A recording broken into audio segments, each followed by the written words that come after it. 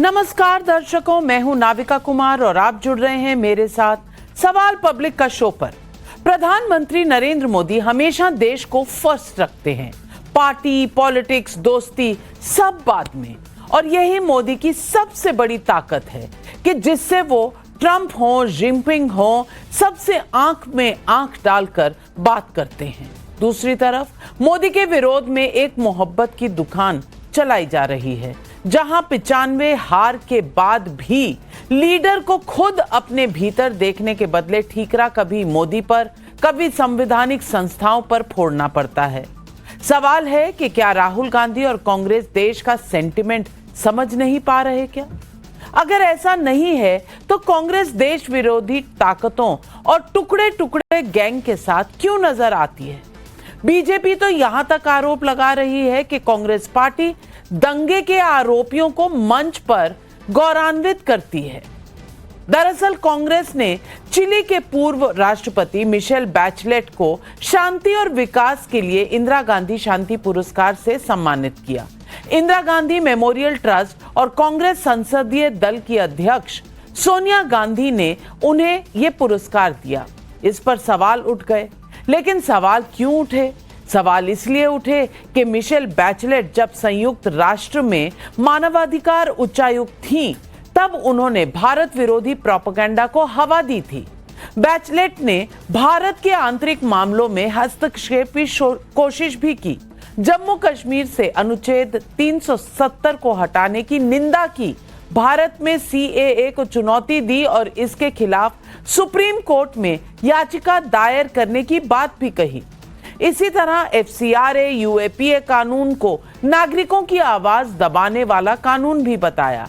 क्यों भाई? भारत के आंतरिक मामले में दखल देने वाले आप होते कौन हैं? लेकिन कांग्रेस ने बता दिया कि ये कौन है। यही कांग्रेस की मोहब्बत की दुकान है, यही कांग्रेस के लिए शांति दूत है। इतना ही नहीं, कांग्रेस के इसी कार्यक्रम में जगदीश टाइटलर को फर्स्ट लाइन में जगह दी गई। वो जगदीश टाइटलर जिन पर 84 सिख दंगों का काला दाग है। सिर्फ इतना ही नहीं, पिछले कुछ दिनों से शर्जील इमाम की जमानत को लेकर बहस हो रही है। आज सुनवाई के दौरान शर्जील का एक वीडियो सुप्रीम कोर्ट में प्ले किया गया। चिकन नेक को भारत से काटने की साजिश वाला वीडियो था ये। इस शर्जील को लेकर कांग्रेस का स्टैंड है कि उसे बलि का बकरा बनाया जा रहा है, और ये किसी और ने नहीं, पूर्व गृह मंत्री पी चिदम्बरम ने ही कहा है। ऐसे में पब्लिक पूछ रही है सवाल, मोदी विरोध में क्या देश विरोधी ताकतों के साथ कांग्रेस का हाथ? ये सवाल आज पब्लिक का है।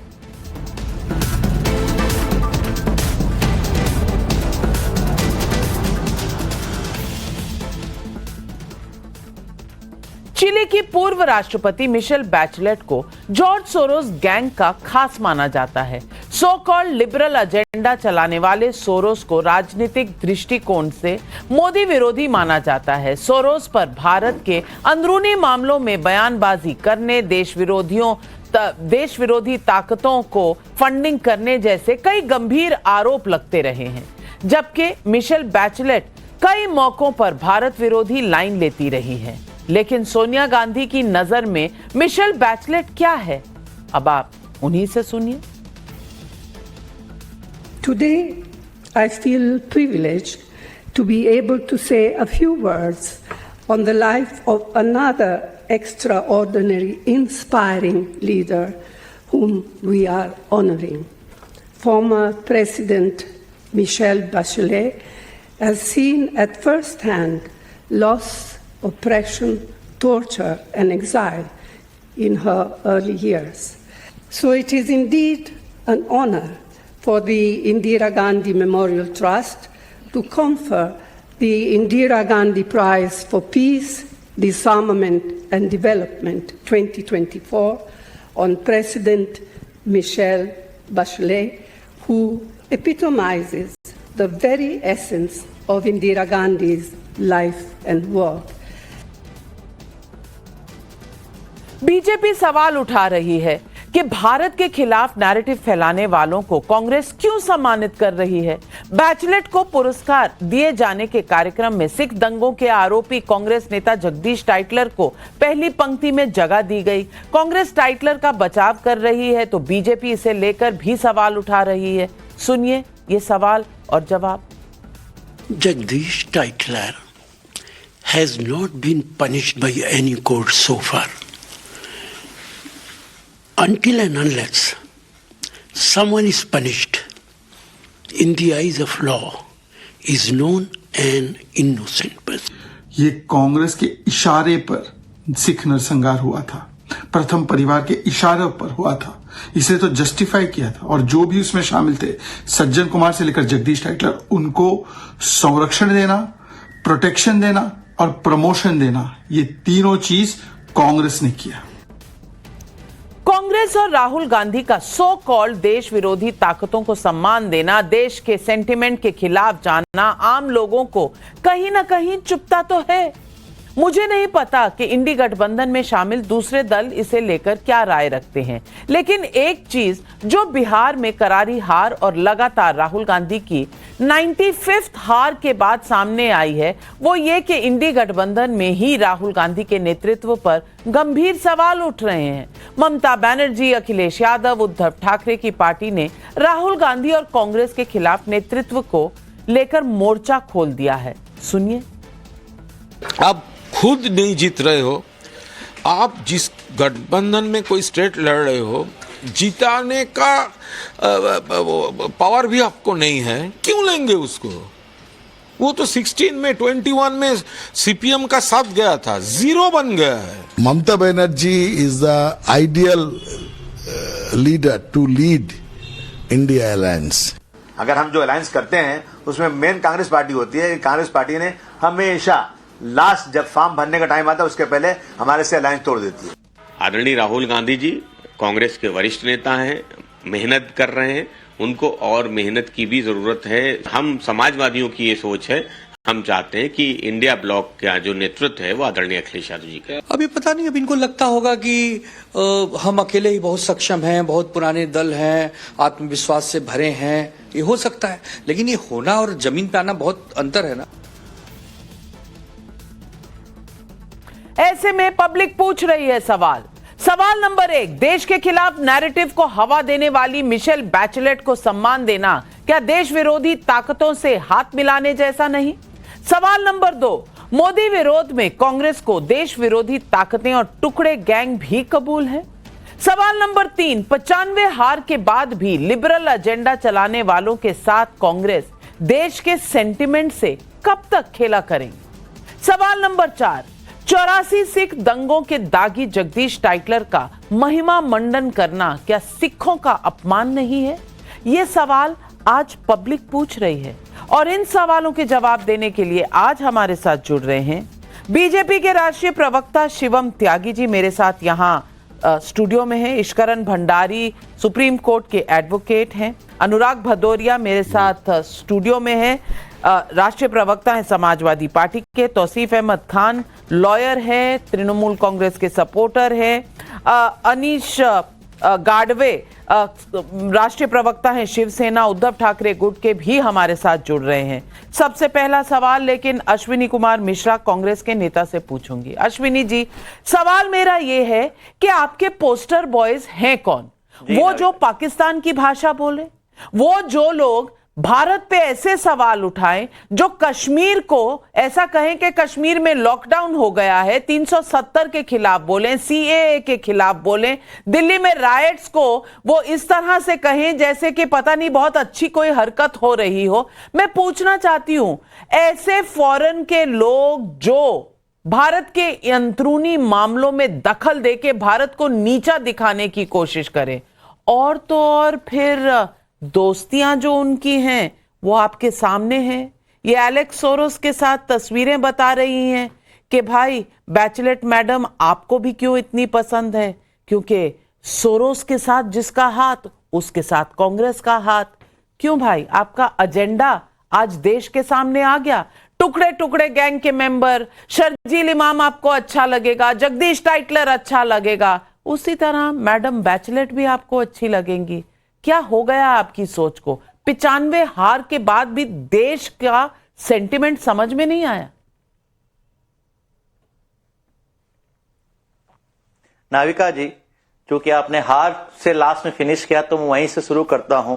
श्री मंगल सुमन जी की 2 लाइनें हैं, क्या हार में क्या जीत में, किंचित नहीं भयभीत में, संघर्ष पथ पर जो मिला ये भी सही वो भी सही। तो ये विषय हार और जीत का नहीं है, ये विषय सही और गलत का है नाविका जी। क्रिटिसिज्म, कंस्ट्रक्टिव क्रिटिसिज्म जो है हमेशा सही एक सही स्टेप होता है। इसीलिए कबीर दास ने भी कहा था कि नंदक नियरे राखिए आंगन कुटी छवाए।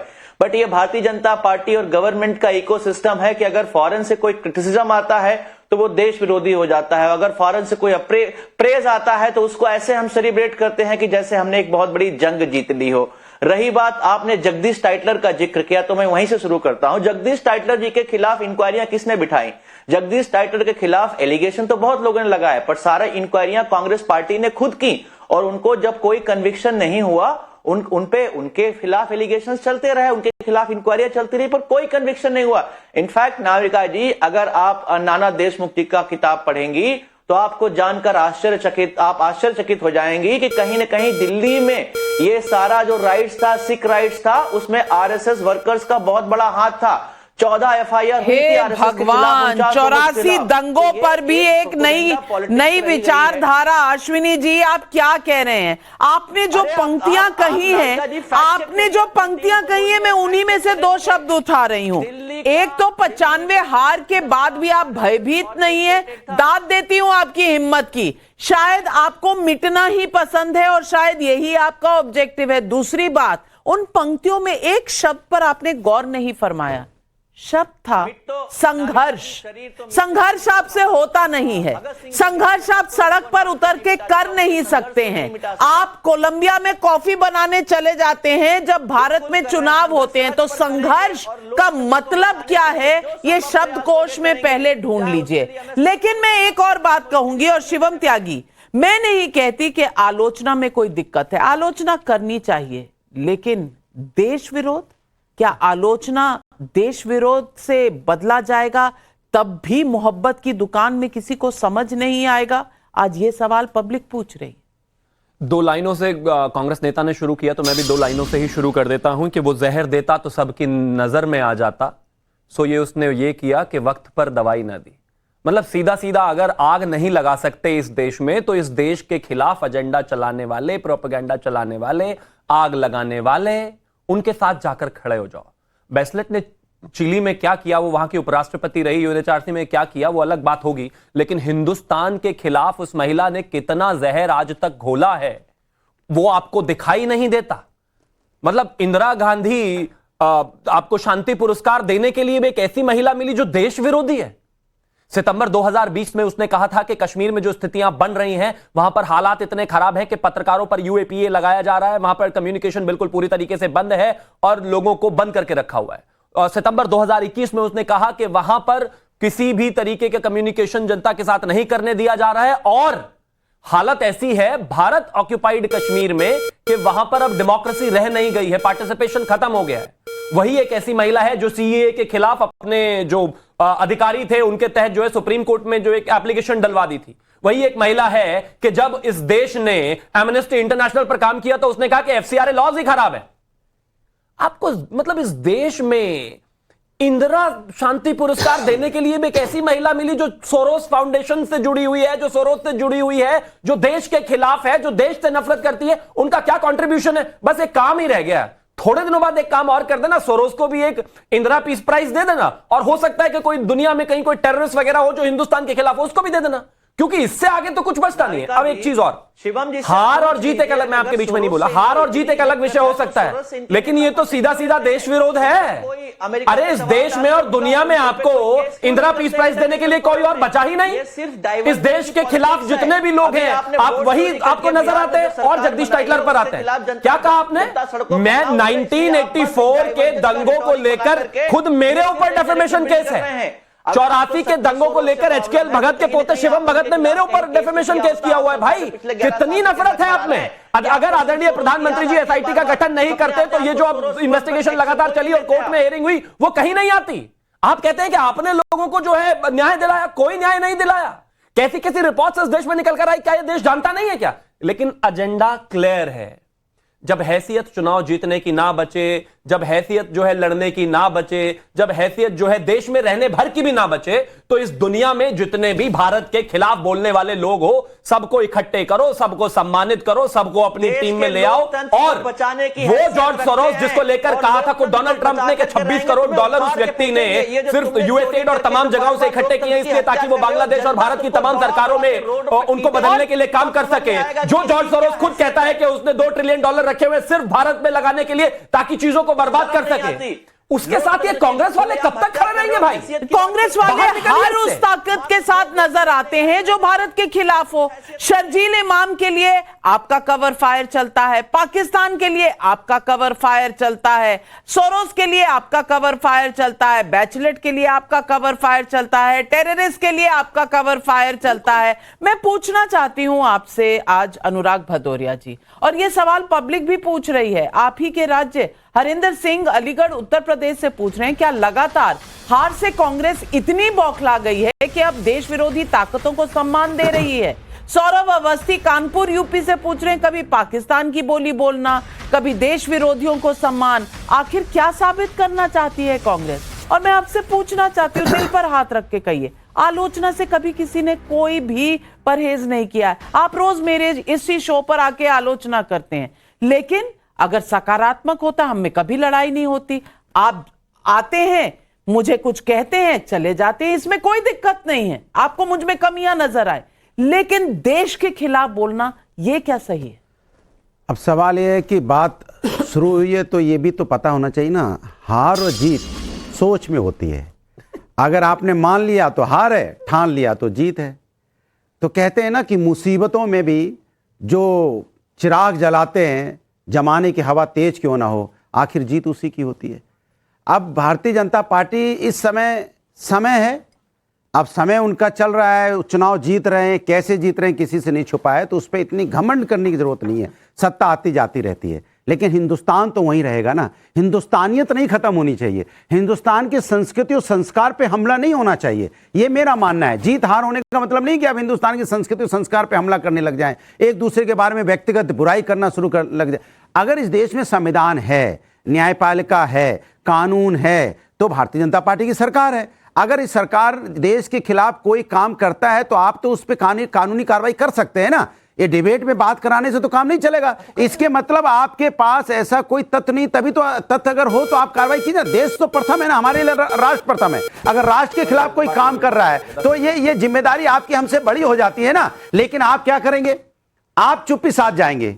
पहले वही तालिबान हमारे लिए कितना बुरा था, लोग कहते थे तालिबानी संस्कार हिंदुस्तान में नहीं चलेगा, बिल्कुल नहीं चलेगा तालिबानी संस्कार, और चलना भी नहीं चाहिए।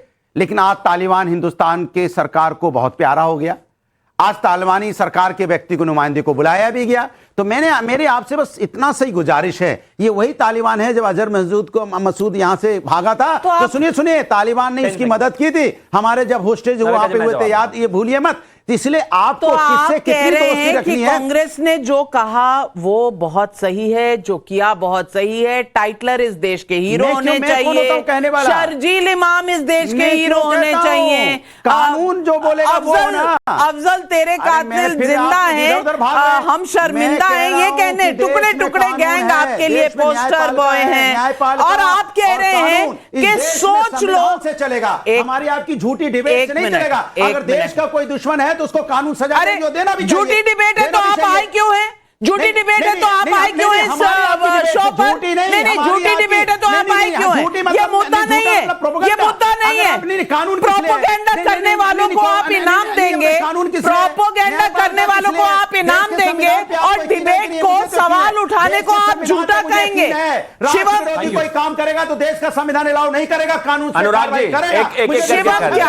शिवम त्यागी, अनुराग भदौरिया का कहना है, अगर मान लो कि हवा में बहुत तेज हवा भी आए तो अगर दीप जल रहा है तो जीत आपकी होगी। तो अब ये मान रहे हैं कि बिहार में जीत इनकी हुई है। वो 202 जो हैं वो एनडीए के नंबर नहीं है, वो इनके नंबर है। वो तो बाई चांस आज एनडीए ने शपथ ले ली, क्योंकि ये जो कर रहे हैं वो तो सही ही कर रहे हैं। ये कांग्रेस और राहुल इफेक्ट इतना शानदार है। उन्होंने कहा था गरीबी एक मानसिकता है, ये कह रहे हैं हार और जीत भी एक मानसिकता है। ठीक है भैया, अपने आप को जीता मानो। आपको बहुत बहुत शुभकामनाएं। अखिलेश जी ने शपथ ले ली बिहार में आज। अब ठीक है, अब आगे आते हैं। हार के आगे जीत है। बीच में प्लीज, नहीं मैंने एक लाइन जोड़ी, हार के आगे जीत है। ठीक है, डर के ठीक है, हार के आगे जीत है 40 साल बाद। ठीक है, थैंक यू। अभी 40 साल बाद भी तो आई है। आप रुकिए ना प्लीज, मैं आपके बीच में नहीं बोला। Thank you. इन्होंने कहा कि हम भी जानते हैं हार कैसे हुई, जीत कैसे हुई। मैं बताता हूं ना कैसे हुई। त्रेता में भगवान शिव ने एक व्यक्ति को आशीर्वाद दिया था कि आप जिसके सर पे हाथ रख दोगे वो भस्म हो जाएगा। कलयुग में भी ऐसा ही आशीर्वाद एक व्यक्ति के ऊपर है। उन्होंने समाजवादी के ऊपर हाथ रखा, भस्म। उन्होंने टीएमसी के ऊपर हाथ रखने की कोशिश करी, भस्म होते होते बच गए क्योंकि उन्होंने खुद को हटा लिया। उन्होंने लेफ्ट के सीपीएम के ऊपर हाथ रखा, भस्म। उन्होंने आरजेडी के ऊपर हाथ रखा, भस्म। उन्होंने इसके अलावा जिस भी पार्टी के ऊपर हाथ रखा, भस्म। आप समझ गए होंगे। अखिलेश यादव जी का खुद ऑन रिकॉर्ड स्टेटमेंट है, ये कांग्रेस वाले बहुत तेज पार्टी है, इनको भी वोट मत दे देना। तो भैया सुनो, अगर चुनाव के बीच में कोलंबिया में जाकर छुट्टियां मनाओगे, अगर चुनाव के बीच में जाकर मध्य प्रदेश में आप जंगल सफारी करोगे, अगर चुनाव के बीच में फिर से आप लंदन चले जाओगे, अगर चुनाव के बीच में आप चुनाव में ही नहीं रहोगे, हिंदुस्तान में ही नहीं रहोगे, तो नहीं मिलने वाली वोट। ये हार अब भी जवाब, और अब से जब तक वो व्यक्ति है हाथ रखते ही भस्म कर देने वाले, तब तक है, तब तक आप जीतोगे नहीं। जवाब। अब सवाल ये उनके लिए हार एक समाजवादी पार्टी के लिए हार सोच है और राहुल गांधी के लिए हार एक मानसिकता। क्या रह गया कहने के लिए? सुन लीजिए, रह गया अभी बहुत कुछ है। सरकारें आते जाती रहती नाविका जी, बहुत कुछ बाकी है।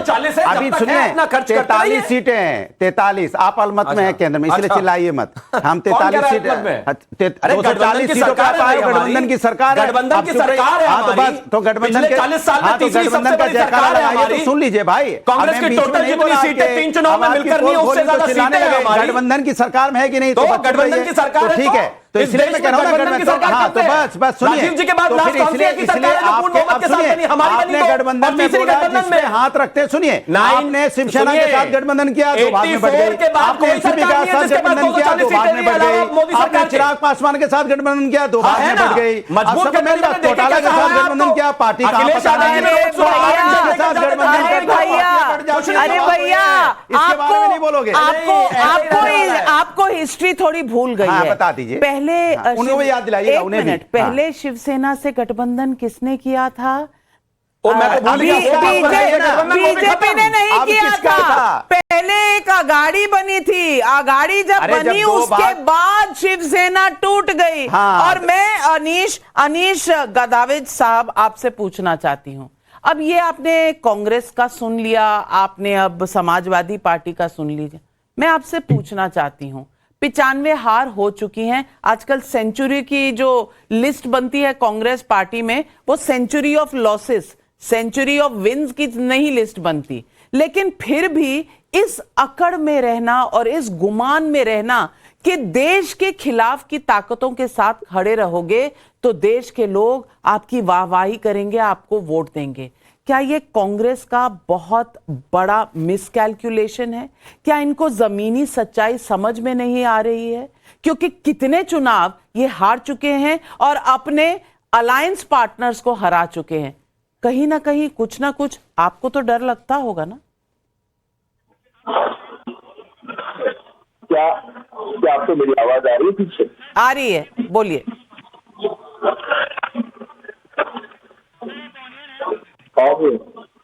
ऑन जी, बोलिए। क्या आपको मेरी आवाज आ रही है? यस। सबसे पहली बात मुझे अटल जी की 2 लाइनें यहाँ पे याद आ रही है। सरकारें आएगी, सरकारें जाएगी, लेकिन यह देश रहना चाहिए, इस देश का लोकतंत्र रहना चाहिए। देश का लोकतंत्र कर दे रहा हूँ। लोकतंत्र आप सच में जिंदा है क्या?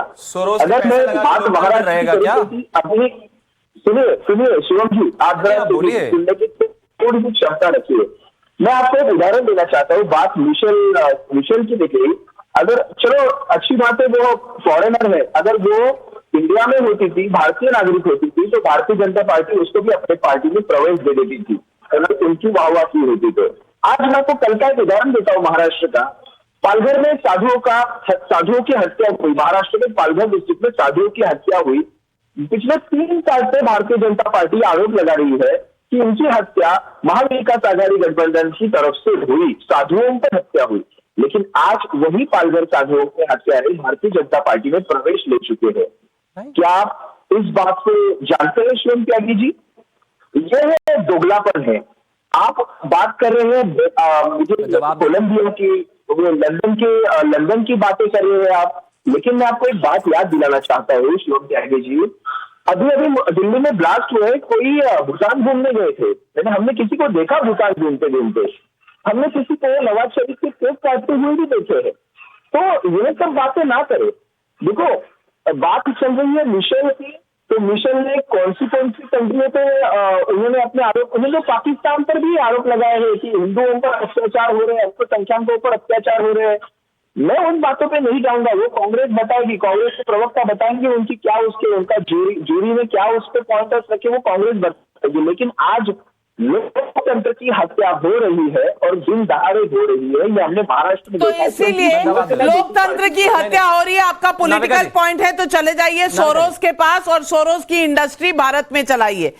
ये कौन सी बात हुई? शिवम जी आ रही हूं आपसे, 10 सेकंड, बस 10 सेकंड, 5 सेकंड मुझे। पहली बात ये बात खत्म। 10 और 5 पालघर में काशीनाथ चौधरी को हम शुरुआत से साजिश करता और मुख्य आरोपी बता रहे हैं, वो कोई भाजपा का सदस्य नहीं है। आप बिल्कुल झूठ बोल रहे हैं।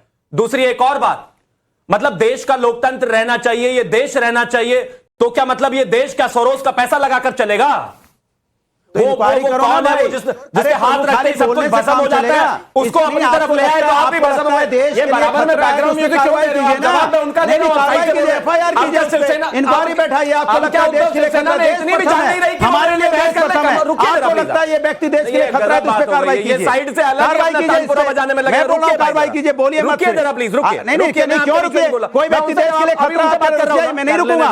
देश मेरे लिए प्रथम है, कार्रवाई कीजिए। हर जगह कोई व्यक्ति बार बार ऐसे बिहार में चुनाव में प्रचार करने जा रहे हैं और उसको निकाल दिया। यहाँ पर भी मैं कह रहा हूं शिवसेना को समर्थन कर रहे हो, उद्धव शिवसेना को उनको भी हरवा देंगे बीएमसी में। कार्रवाई कीजिए भाई, मैं आपके साथ करेंगे कार्रवाई। कैसे हो साथ? कैसे बात कर रहे हैं आप? खाली बोलेंगे, कार्रवाई नहीं करेंगे। ये सोरोस के एजेंट हिंदुस्तान में उनके साथ चुनाव लड़कर साथ हो आप? आपको लगता है आप उनके साथ चुनाव लड़कर साथ हो यहाँ पे? अरे सौरभ गांधी करना गलत है। एक मिनट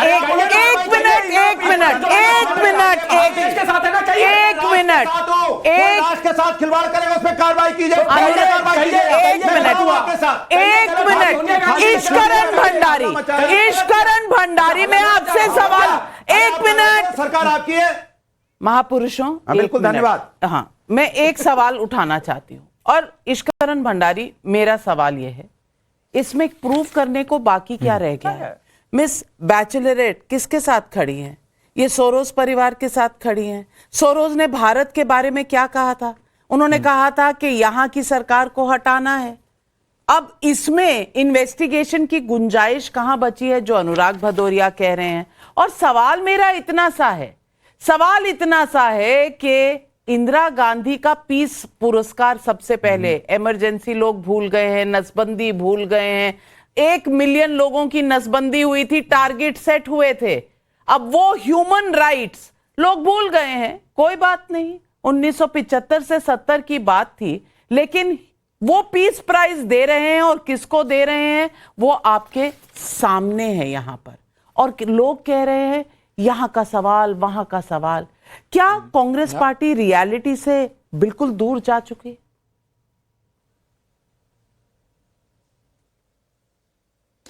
नाविका जी, मैं कांग्रेस के किसी ऐसे व्यक्ति को जिसका कंसिस्टेंट एंटी भारत स्टैंड रहा है को अवार्ड देने पे हैरान नहीं हूं। मैं हैरान उन लोगों से हूं जो इन बातों से हैरान हैं, क्योंकि ये पहली बारी थोड़ी ना हो रहा है। आप ये बात कर रहे हैं जिसने 370 के अगेंस्ट स्टैंड लिया।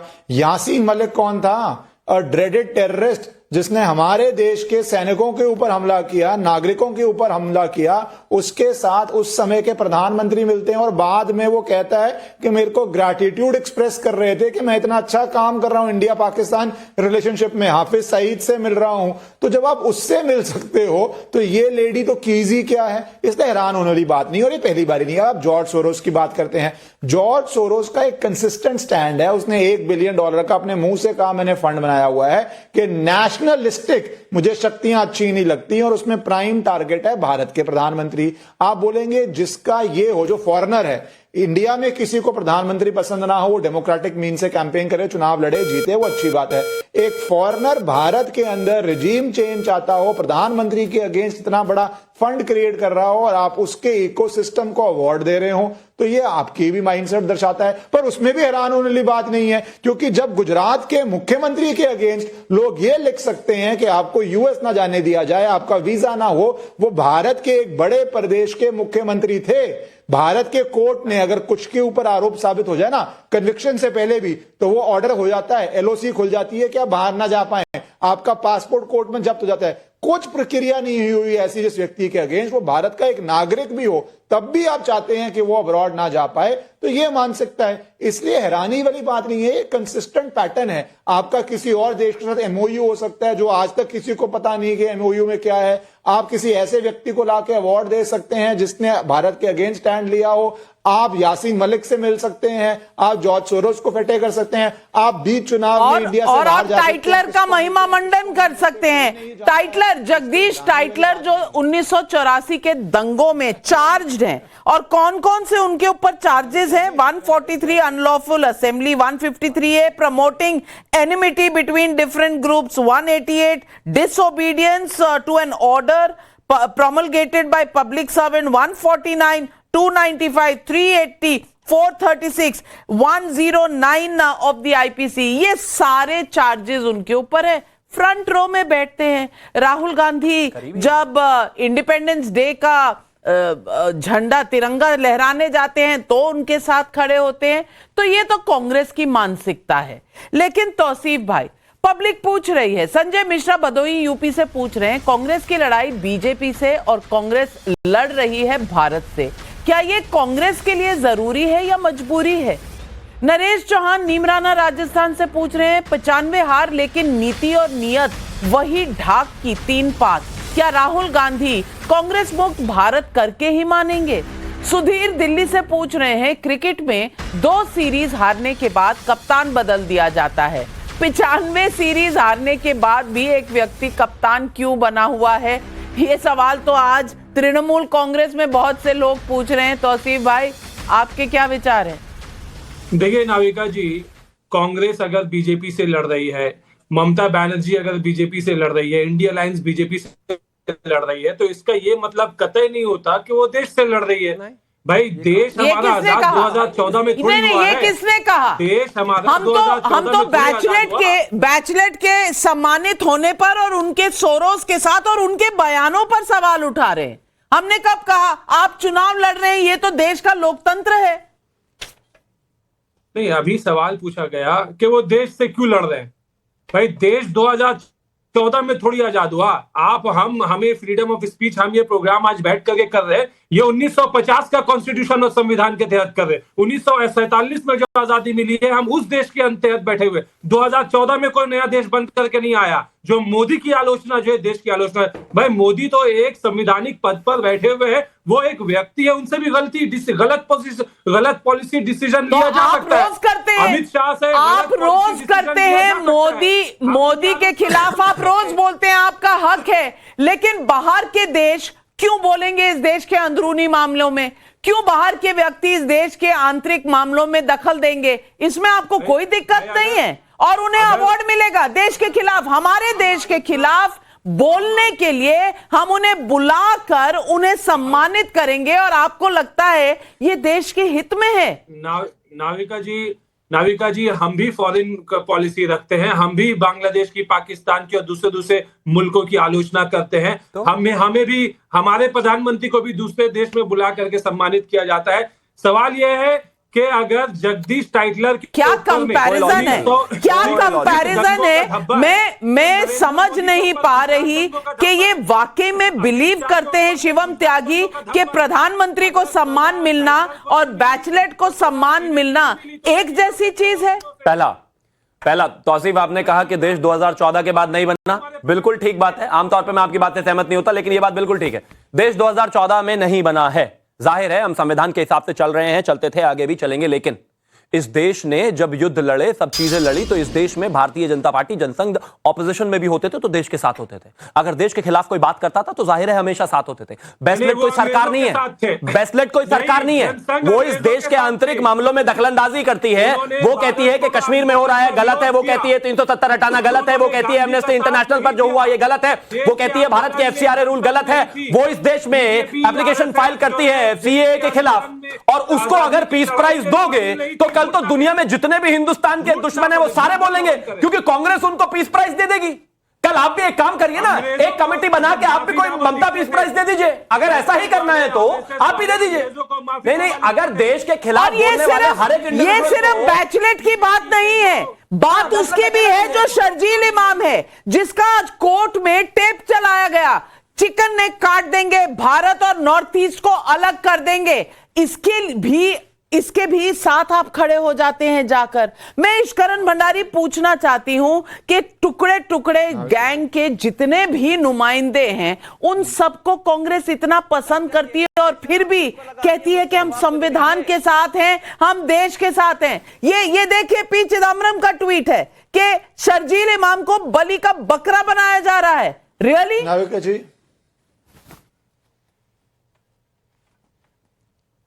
नाविका जी, ये लोग वो आदमखोर जानवर थे जो भारत के नागरिकों को खा जाना चाहते थे और इनको बलि का बकरा कहा जा रहा है। आप देखिए किस तरह ये व्हाइट कॉलर टेरर, अब हम शब्द बोलना शुरू हो गए। क्या ये पहली बारी है? मैं तो इस बात में ये मानूंगा कम से कम अब ये लोग मान जाएं, मीडिया मान जाए, परसेप्शन खत्म हो जाए कि एजुकेटेड करता नहीं। कोई प्रोफेसर था यूनिवर्सिटी का, कोई डॉक्टर है, कोई यूनिवर्सिटी में स्टूडेंट है, कोई पीएचडी है, कोई जर्नलिस्ट है। बात ये नहीं है, बात मानसिकता और विचारधारा की है। गॉडफादर एक बड़ी फेमस मूवी है, वो माफिया के लिए एक लाइन कहती है, और आजकल माफिया ही टेररिज्म के अंदर है, टेररिस्ट ही माफिया बने हुए हैं, जिसमें कहा जाता है one lawyer with a brief case, वो 100 लोगों जिनके पास गन है उससे ज्यादा स्टील कर सकता है। वैसे ही ये डॉक्टर हैं, ये अपनी एजुकेशन, अपने कोर्ट से हजारों लाखों गुना ज्यादा लोगों की हत्या कर सकते हैं, बशर्ते जो व्यक्ति एक गन लेके आता है। हमें इस बात को मानना पड़ेगा। वैसे ही ये रेडिकल लोग हैं। अगर आप स्टूडेंट लाइफ में ही कैप्चर कर लेंगे लोगों को, इस विचारधारा में लेके जाएंगे कि भारत पे आतंकी हमला करो, और बाद में बोलेंगे तो बड़े इनोसेंट से बच्चे हैं। आप चिकन नेक, आप भारत को काटने की बात कर रहे हैं, आप काटने का रोड मैप दे रहे हैं कि इतने लोग इकट्ठा हो जाएं। आपके पास संख्या बल है, उस लोगों के इकट्ठा होने अश्विनी मिश्रा, इसको भी आप सही ठहराएंगे, इसको भी आप सही ठहराएंगे। आपको मोदी विरोध और देश विरोध का फर्क नहीं दिखता?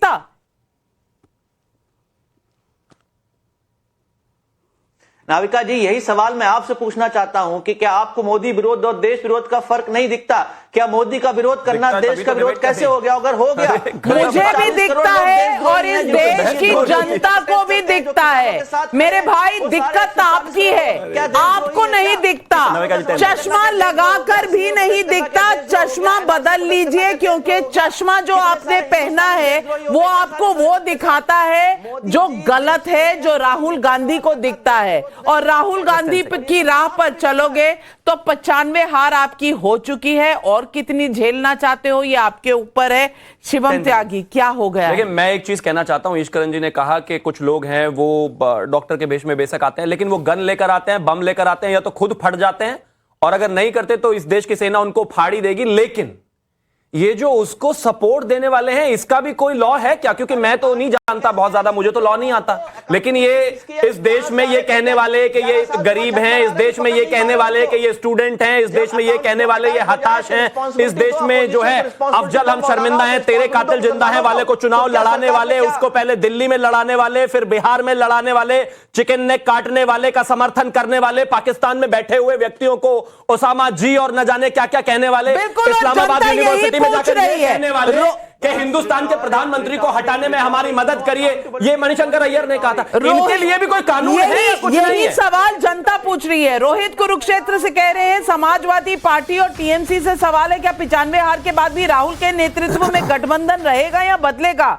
चंद्र प्रकाश ओझा का बलिया यूपी से सवाल है, कांग्रेस जिस रास्ते पर चल रही है क्या अगली बार मुनीर को अवार्ड दे देगी? सवाल बहुत सही है, ऐसा ही लग रहा है। महेश ठक्कर वडोदरा से पूछ रहे हैं, कांग्रेस को 1984 के दंगों में आरएसएस का हाथ दिख रहा है, तो राजीव गांधी ने बड़ा पेड़ गिरता है धरती हिलती है वाली बात क्यों कही थी? और आज हमने पब्लिक से भी सवाल पूछा, ये पूछा जनता से सवाल कि भारत के खिलाफ बोलने वालों को अवार्ड देकर क्या कांग्रेस ने पूरे देश का अपमान किया है? 40,000 लोगों ने जवाब दिया है। हाँ कहने वाले 91% लोग, नहीं कहने वाले 8%, कह नहीं सकते 91% लोग, यानी कि आप समझ रहे हैं देश किस तरफ जा रहा है, कांग्रेस किस तरफ चल रही है।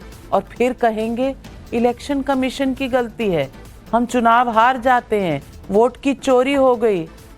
मेरे भाई उठ के असलियत देखिए, असलियत सामने है, जनता बार बार बता रही है। समझने वाले समझेंगे, ना समझे उन्हें हम क्या कहें। आज बस इतना ही। तमाम पैनलिस्ट को और दर्शकों आपको धन्यवाद करती हूं, लेती हूं इजाजत। नमस्कार। जाइएगा मत, पाठशाला की घंटी बस बजने वाली है।